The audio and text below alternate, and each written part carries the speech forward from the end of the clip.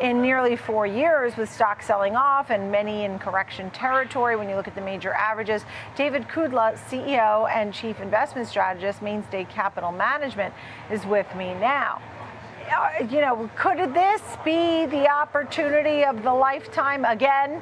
The liberation moment, the this, the that, because the president is still saying they originally had a 4 to 6 week plan, and that, to keep the Strait of Hormuz, that critical waterway, to have that be open, it would make the conflict extend too long. He's not interested. Yeah. Good afternoon, Nicole. What we have here is headline. I call it headline opportunity and headline risk. Today we have great headlines. It started with the Wall Street Journal article about President Trump saying we could end the war and leave the Strait of Hormuz closed, or leave it for others to figure out. And then there's also some renewed interest in a deal. So it's just one headline to the next. I'm just glad that we have a day like today, a wonderful day to end this quarter on, after the sell-off we've had through yesterday, with stocks down almost 10%. How have you been feeling up to this point? I mean, there were some people who thought the war could extend on and push stocks lower. I heard Warren Buffett today saying, look, we're not going to sort of sell off. If there's a decline, then we might move some to cash. But he didn't seem nervous at this point.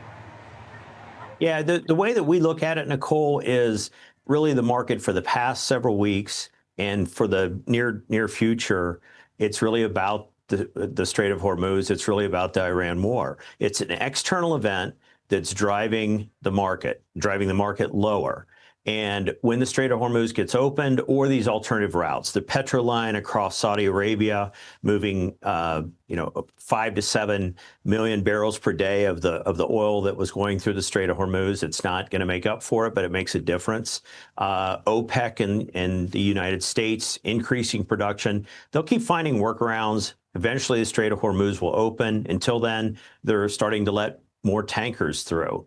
But when we look at the market overall, what's happened over this time frame, or what's happened over the past several months, we've had the price going down, and the earnings expectations, our earnings expectations, have been increasing for earnings this year. So we've had PE multiple contraction. So when the Strait of Hormuz gets opened, or we get enough good headlines like this that we can see the light of day through this external event impacting the market, we think that stocks are poised to rally very hard. And just look at what some of the metals and the miners have done today. When we look at the commodities space, silver's up 8%. Silver junior miners up over 7%. So, we're just seeing risk assets across the board enjoying these positive headlines for the day. But we know we're just gonna have that volatility for a while. But it's not, when we look at the fundamentals of the market, the fundamentals are there for this market to rally. We just need to get this Iran war out of the way. Yeah, tell me about the ETF pick, Harbor Commodity All-Weather Strategy, HGER. It's been on a nice run up. I mean, year to date, it's up almost 25%. Tell me about this particular ETF. Why does it work? Yeah, the reason that we like it, the reason we've liked it in 2026 is it has a large allocation to gold, which has done well. It has a large allocation to oil, which has done well.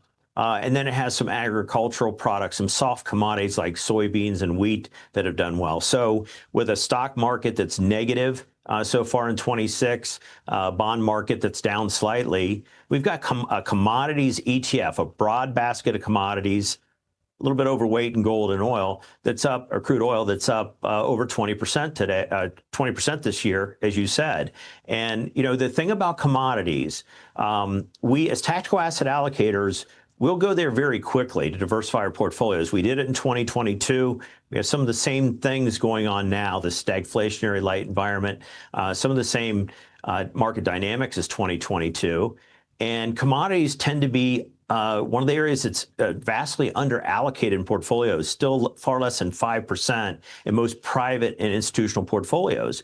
And it's really an opportunity like this, where both stocks and bonds aren't doing well, to see some green in your portfolio.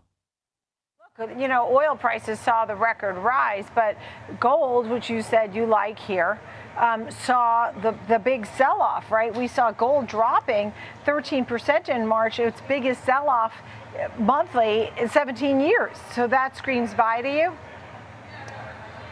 Well, we're looking more at the long-term fundamentals on gold. Central banks are still buying gold, replacing dollars, treasuries with gold. It's still a lot of reserve asset that central banks are buying. Investors are buying gold. The demand is there, and what happened here is interesting. Usually, gold is a safe haven. It is the ultimate fear trade. Gold sold off with this downturn. But we think that's a lot of investors that might have been suffering from FOMO late last year or into early this year, with gold going up as much as it was, jumping in, and then when it started to sell off, they came right back out. So there's a little bit of that kind of volatility contributing to the market action in gold. But longer term, even just through the end of this year, we look for gold to move much higher. We look for silver to do well. And that's why, when we look at that metals and miner space, it's just been a very good area given the sell-off they both had, along with stocks in this downturn. But just a good way to diversify portfolios opportunistically, tactically, into an area that has very strong fundamentals still going forward. Understood. And then what about the aerospace and defense ETFs that you like, WAR and PPA? How long would you be recommending those? I know you like them for today. Will you like them in a month or 2 or 3 from now? Yeah, we love them for today when they're up 5%, right? But we own these before the war had started. Defense, with President Trump last year saying he was going to increase defense spending as much, and with NATO allies being called upon to spend more on defense, on their own defense. So the weapons systems, all of these weapons now that are being used up quite extensively in this war by the U.S. and some of the Arab countries. These stockpiles are going to be, Lockheed and others will be months and years working to refill these stockpiles. Lockheed recently stated they were going to quadruple production of some of the critical weapon systems that were being depleted so quickly in this war. It's spoken well for defense before the war, and still we think going forward it still makes sense for an opportunistic sector in your portfolio. And both of these ETFs are positive year to date, and compared to a lot of areas of the market that are negative. How much early adoption of AI are you seeing in real life, in real companies? The Conference Board, there was a survey, 60% of corporate America has not actually moved beyond early AI adoption yet. I mean, they seem to be experimenting, and I know Oracle announced some layoffs today, but they really have yet to make this operational at scale, or at a scale that's larger than where we are today. The AI buzz is real, right? I mean, but where do you see AI going? People are concerned about the AI bubble, but is AI going to help all these companies? We think so. It's helping our company. We're already implementing AI in different areas. And, I think that, a lot of people are measuring it by how many employees will be replaced by AI. The way we look at it is how much is enhancing productivity of employees, and of our employees here with the implementation of AI, and, across large and small companies, we're going to see it continue to contribute to productivity, efficiency, and, we will see some job replacements, certainly in some professions. And we think that AI is not hype, it's real. It's going to be really a transformative technology for our society in general, not just in the workplace. So we're still looking for good things to come. We're glad to see the AI stocks and tech getting a good recovery today, because they've sold off here recently as well. But again, we think that there's been concern about capital spend in that sector, certainly, but we think that AI has a strong future ahead, and we can see where, how it will be implemented, where it'll be implemented, and it's going to be very beneficial for industry, and it will transform our society as we know it. It's just inevitable. Right.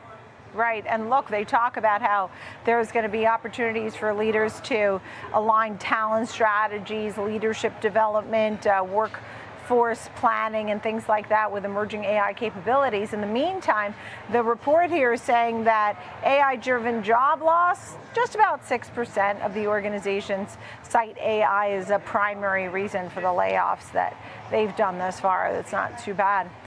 David Kudla, great to see you. Glad to hear you're using AI in the company there at Mainstay Capital Management, CEO and Chief Investment Strategist. Thank you, David.